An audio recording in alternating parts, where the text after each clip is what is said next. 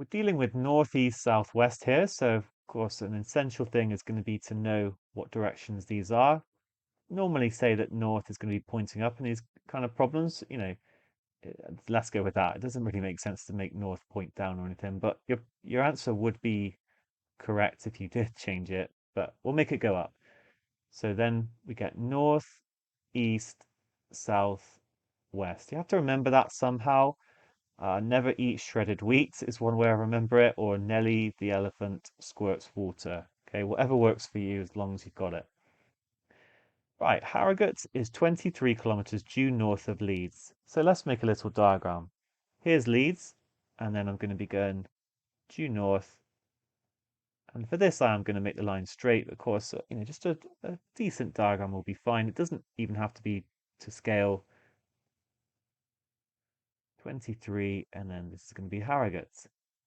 And then York is 30 kilometers due east. I'll make it slightly more, try and make it to scale. So that was York. Doncaster is then 48 kilometers due south.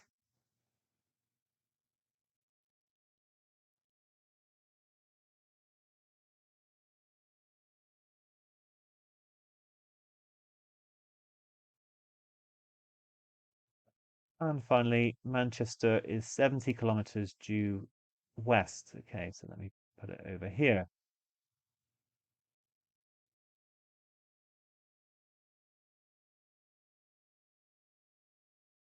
Okay, then to the nearest kilometer, how far is it from Leeds to Manchester as the crow flies? So what this is asking is this distance here.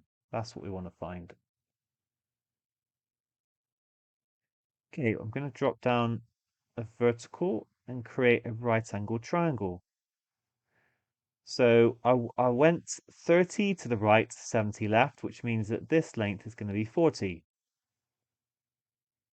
I went 23 up and 48 down, which means that this length is going to be the difference, 25. And now we can use Pythagoras' theorem.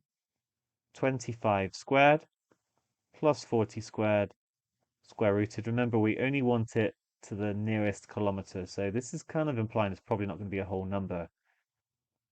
Okay, 25 squared is actually 625. It's worth knowing a few of your square numbers like that, because things like 25 squared quite often appear in problems involving powers of 5, for example. If you don't know it, then of course just do a multiplication by hand, absolutely fine. 40 squared is then 1600. This will become the square root of 2225.